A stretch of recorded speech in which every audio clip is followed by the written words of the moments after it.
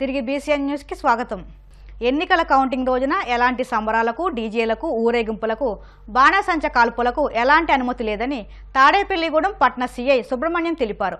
ఈ మేరకు ఆయన పశ్చిమ గోదావరి జిల్లా తాడేపల్లిగూడెం మీడియాతో మాట్లాడుతూ ఎన్నికల కోడ్ ముగిసే వరకు ప్రజలు అప్రమత్తంగా ఉండాలని అన్నారు. ఎవరైనా ఎన్నికల కోడ్ ముగిసే వరకు నిబంధనలు ఉల్లంఘిస్తే చట్టపరమైన చర్యలు తీసుకుంటామని హెచ్చరించారు.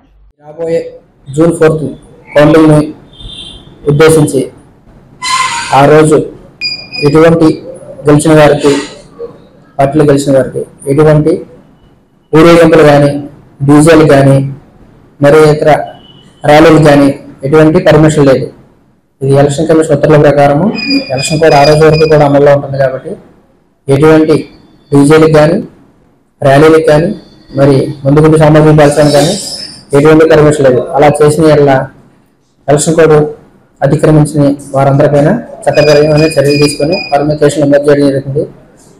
ఇలా ఎలక్షన్ టైంలో ఒకసారి కేసు కట్టడం జరిగితే రాబోయే ఎన్ని ఎలక్షన్ జరిగితే అన్ని ఎలక్షన్కి వీళ్ళ మీద బైండ్ ఓవర్ కేసులు పెట్టము, ఎలక్షన్ పోలింగ్ రోజు, కౌంటింగ్ రోజు పోలీస్ స్టేషన్లో ప్రివెంటివ్ అరెస్టులు చేయడం జరుగుతుంది. కాబట్టి ప్రజలందరూ గమనించి ఎటువంటి కార్యక్రమంలో పాల్గొనరాదు. అలాగే అప్పటివరకు ఎలక్షన్ కోడ్ అమల్లో ఉంటుంది కాబట్టి ఎటువంటి మీటింగ్లు పెట్టుకోవాలన్నా, ఎటువంటి సమావేశాలు పెట్టుకోవాలన్నా 30 పోలీస్ యాక్ట్, అలాగే సెక్షన్ 144 సెక్షన్ 2 అమల్లో ఉన్నది. పోలీసు వారు పర్మిషన్ తీసుకోవాలి. సెక్షన్ 144 అంటే నలుగురు అంతకన్నా ఎక్కువ మంది ఎక్కడ ఒక చోట ఉండకూడదు, గుమ్మికూడకూడదు, మరి అలాగే ఎటువంటిగా ర్యాలీలు వెళ్ళకూడదు. కాబట్టి అందరూ గమనించాలి. అలాగే పోలీస్ యాక్ట్ అమల్లో ఉంది. పోలీస్ యాక్ట్ అమల్లో ఉందంటే ఎటువంటి పర్మిషన్ కన్నా పార్టీ పరమైనండి, లేదంటే ఏదైనా వాళ్ళ సంఘానికి సంబంధించిన ఎటువంటి సమావేశాలు పెట్టుకున్నా తప్పనిసరిగా పోలీసు వారి పర్మిషన్ అవసరం. కాబట్టి ప్రజలందరూ గమనించి ఈ ఉత్తర్వులు పాటిస్తారని కోరుకుంటున్నాం. ఆరోగ్యశ్రీని అనారోగ్యశ్రీగా మార్చిన ఘనత సీఎం జగన్మోహన్ రెడ్డిదే అని టీడీపీ మాజీ మంత్రి దేవినేని ఉమామహేశ్వరరావు ఎద్దేవా చేశారు. ఆసుపత్రులకు 1500 కోట్ల బకాయిలు చెల్లించకుండా అస్మదీయ కాంట్రాక్టర్లు సమర్పించుకున్నారని పేర్కొన్నారు.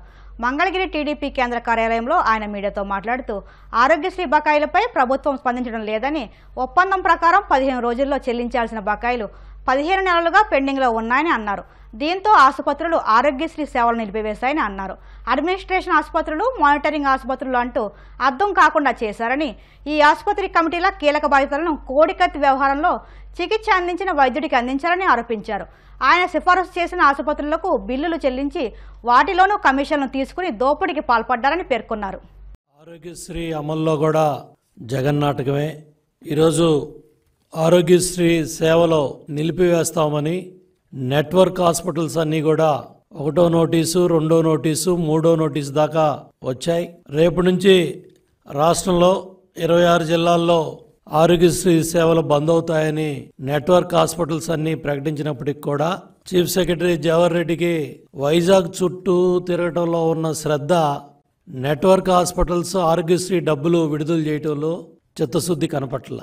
జగన్ రెడ్డికి పేదవాళ్ళ ఆరోగ్యం మీద ఉన్న కపట ప్రేమ, నాటకం ఇవన్నీ కూడా బట్టబయలవుతా ఉన్నాయి.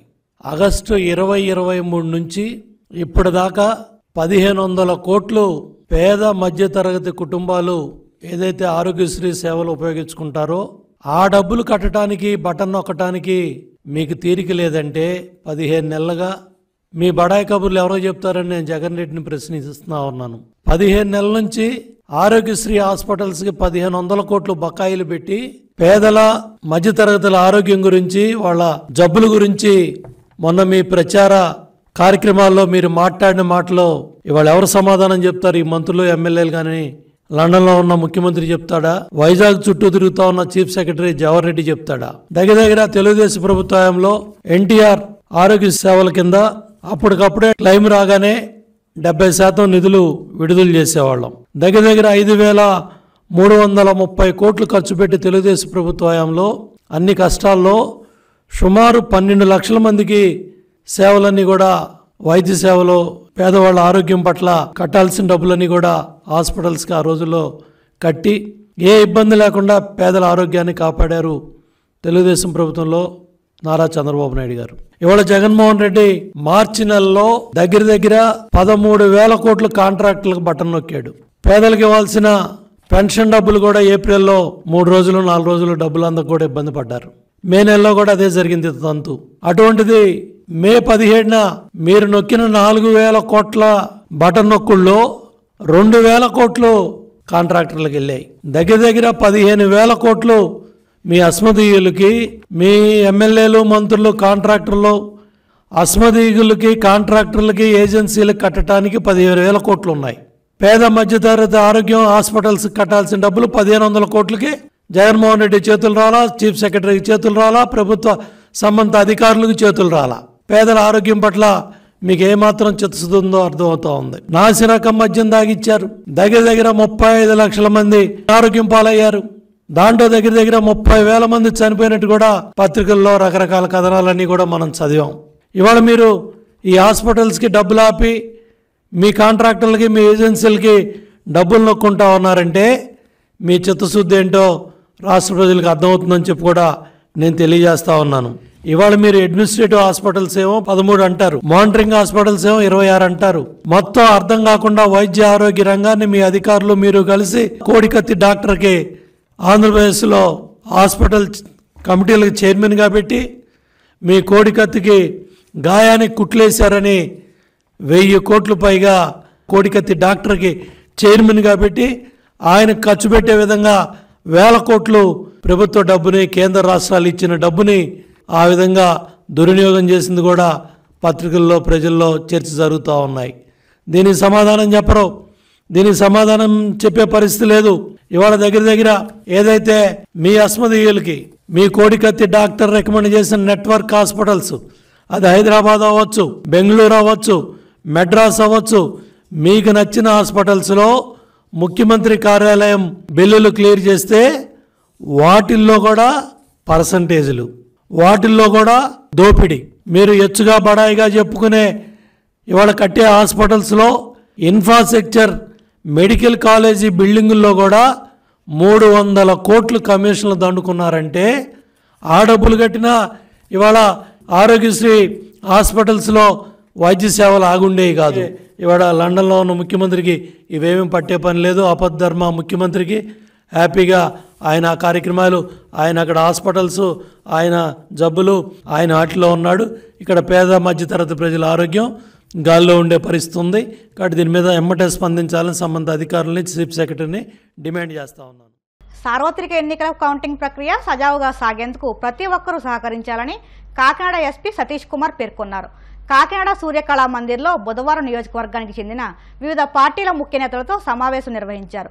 ఈ సందర్భంగా ఎస్పీ సతీష్ కుమార్ మాట్లాడుతూ ఎన్నికల పోలింగ్ ప్రక్రియ ప్రశాంతంగా జరిగేందుకు అంతా సహకరించాలని, అలాగే కౌంటింగ్ ప్రక్రియలను సహకరించాలని కోరారు. ఎవరైనా గొడవలకు పాల్పడితే అనవసరంగా కేసులు ఇరుక్కోవాల్సి వస్తుందన్నారు.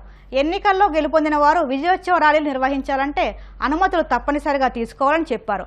ఎన్నికల కౌంటింగ్ ప్రక్రియ విజయోత్సవాల సందర్భంగా ప్రతి ఒక్కరూ పోలీసులకు సహకరించాలన్నారు.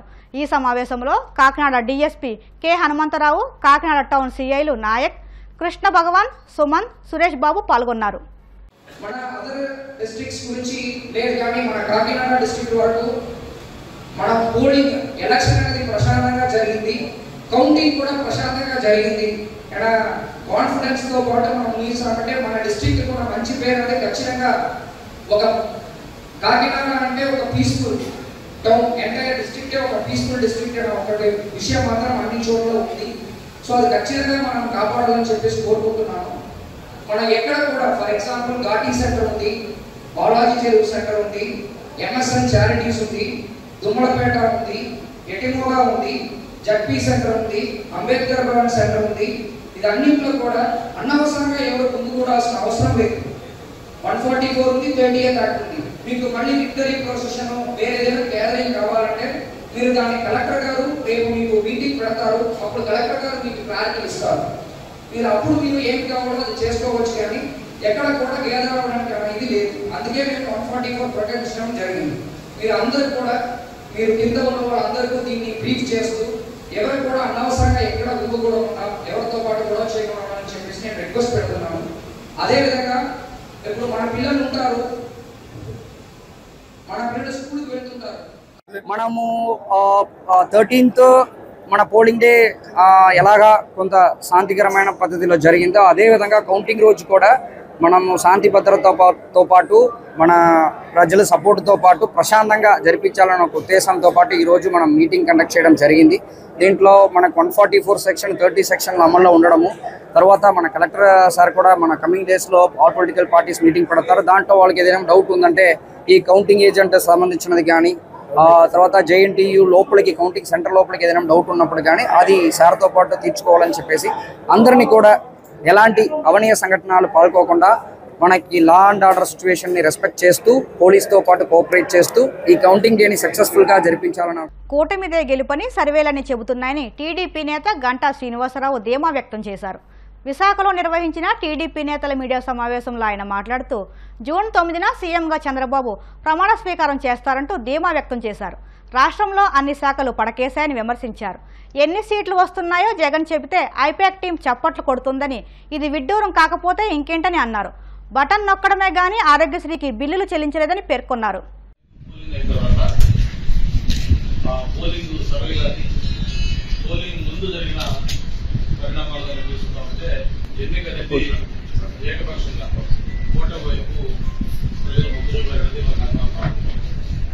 దానికి అంతకు ముందు జరిగిన పోస్టల్ బ్యాలెట్లో కానీ అలాగే హైదరాబాద్ నుంచి బెంగళూరు చెన్నై నగరాల నుంచి ప్రజలు ట్రైన్స్లో బస్సుల్లో యాలాడుతూ వాటి వచ్చిన ఈ రూట్ దగ్గర రద్దీ ఇవన్నీ సంక్రాంతి పండుగ కల్పించే విధంగా ప్రజలకు ఓట్లేసిన విధానం కానీ పర్సంటేజ్ ఆఫ్ పోలింగ్ ఎక్కడ చూసినా కూడా గతంలో కంటే కూడా 2-3% మినిమం ఎక్స్ట్రా కొన్ని 7% కూడా ఎక్స్ట్రా పోలింగ్ అంటే ప్రజల్లో ఒక కసి ఈ ప్రభుత్వానికి ఎట్టి పరిస్థితుల్లో కూడా బయట చెప్పాల్సిన ఒక ఆలోచన కసి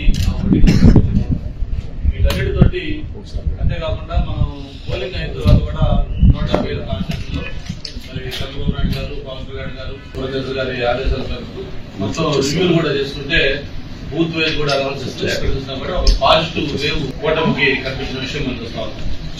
దీన్ని డైవర్ట్ చేస్తూ వైసీపీ నాయకులు జగన్మోహన్ రెడ్డి గారు మన 2 నెలల ముందు ఆయన పీకే టీం ఏదైతే ఐపాక్ టీం ఉందో ఐపాక్ టీం తో మాట్లాడినప్పుడు ఆయన చేసిన కామెంట్స్ కానీ ప్రజలు షాక్ అవుతారని చెప్పాడు. ప్రజలు దేశం డెఫినెట్ గా మేము కూడా అంటా ఉన్నాం, ఎందుకంటే ఖచ్చితంగా షాక్ అవుతారు. ఎందుకంటే ఆ రిజల్ట్ కూటమి వైపు రాబోతాం. ప్రజలు దేశంతో పాటు జగన్మోహన్ రెడ్డి కూడా డైరెక్ట్ గా షాక్ అవుతారు, ఎందుకంటే ఆయన ఊహించిన విధంగా ఫలితాలు రాబోతాం. దాంతో పాటు ప్రత్యేకించి విశాఖపట్నంలో వైవి సుబ్బారెడ్డి గారు కానీ బొత్స సత్యనారాయణ గారు కానీ గత 7 రోజులుగా వాళ్ళు ఆడుతున్న మైండ్ గేమ్ చూస్తే చాలా నవ్వు వస్తా ఉన్నాం. జూన్ 9న విశాఖపట్నంలోనే 9:35 ప్రమాణ స్వీకారం, స్టేడియం పోయి ఏర్పాటు చేయడం కోసం స్టేడియం వెళ్తా ఉంటాం, స్టార్ హోటల్స్ చేస్తామని చెప్పడం, ఇవన్నీ కూడా మీరు చూస్తా ఉంటే అందరూ నవ్వుకుంటా ఉన్నారు. పక్క అన్ని సర్వేలు దేశంలో ఉండే ప్రెస్టీజియస్ సంస్థలు అన్ని ఆల్ సైకాలజిస్టులు మొత్తం కూడా ఎన్నికల్లో కూటమి ధరలు సాధించిపోతా ఉందని చెప్పి ఒక పక్క చెప్తా ఉంటే ఓటింగ్ ధరలు చూసిన అందరూ కూడా మాట్లాడుతూ ఉంటే వాళ్ళ విధంగా ప్రైవేట్ చేయడం చాలా నమ్మనాటుగా అందరూ ఫీల్ అవుతా ఉన్నారు. దాన్ని ఎవరు కూడా తీసుకోలేదు. చాలా చోట్ల అయితే క్యాడర్లు ఆల్రెడీ దాని మీద వాళ్ళు చేతులు ఎత్తేసేసి వాళ్ళ నాయకులు కూడా ఒకటి వైరల్ అయింది. ఒక ఈవీఎం మిషన్ డైరెక్ట్ గా ప్యాకెట్ బూత్ లో పెట్టి ఎంత ఓపెన్ గా అతను దాన్ని ధ్వంసం చేస్తున్నాడంటే అది వాళ్ళ ఫ్రస్ట్రేషన్, వైసీపీ నాయకులు కంటెస్టెడ్ క్యాండిడేట్లకి ఆ ఫ్రస్ట్రేషన్ క్లియర్ గా కనిపిస్తా ఉంది. మరి దీని మీద ఈసీ కూడా ఖచ్చితంగా హైదరాబాద్ పరిధిలోని బొల్లారంలోని కంటోన్మెంట్ ఆసుపత్రి వద్ద విషాదం చోటు చేసుకుంది. ఆసుపత్రి ప్రాంగణంలో ఉన్న ఓ భారీ వృక్షం దంపతులపై విరిగిపడింది. ఈ ప్రమాదంలో భర్త మృతి చెందగా భార్యకు తీవ్ర గాయాలయ్యాయి. చికిత్స నిమిత్తం ఆమెను గాంధీ ఆసుపత్రికి తరలించారు. ఆమె పరిస్థితి విషమంగా ఉన్నట్లు సమాచారం. అయితే ఈ ఉదయం చికిత్స నిమిత్తం కంటోన్మెంట్ ఆసుపత్రి వద్దకు దంపతులు రవీంద్ర, సరళాదేవి వచ్చినట్లు పోలీసులు పేర్కొన్నారు. సరళాదేవి ఉపాధ్యాయురాలిగా పనిచేస్తున్నట్లు గుర్తించారు. రవీంద్ర మృతదేహాన్ని పోలీసులు పోస్టు మార్టం నిమిత్తం గాంధీ ఆసుపత్రికి తరలించారు. ఈ నేపథ్యంలో రవీంద్ర కుటుంబంలో విషాద ఛాయలు అలుముకున్నాయి.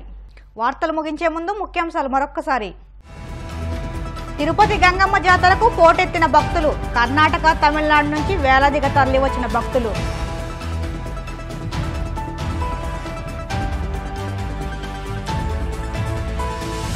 ఎన్నికల కౌంటింగ్ రోజున ఎలాంటి సంబరాలకు తావులేదు. నిబంధనలు అతిక్రమిస్తే చర్యలు తప్పవంటూ తాడేపల్లిగూడెం సీఐ హెచ్చరిక.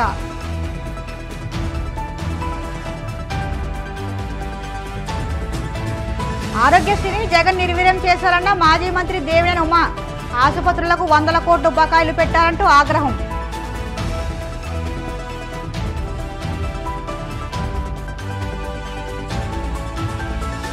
కౌంటింగ్ ప్రక్రియ సజావుగా జరిగేందుకు సహకరించండి నాయకులను కోరిన కాకినాడ ఎస్పీ సతీష్ కుమార్. ఇవి ఇప్పటి వరకు ఉన్న వార్తా విశేషాలు. మరిన్ని వార్తా విశేషాలతో మళ్ళీ కలుసుకుందాం. అంతవరకు సెలవు. నమస్కారం.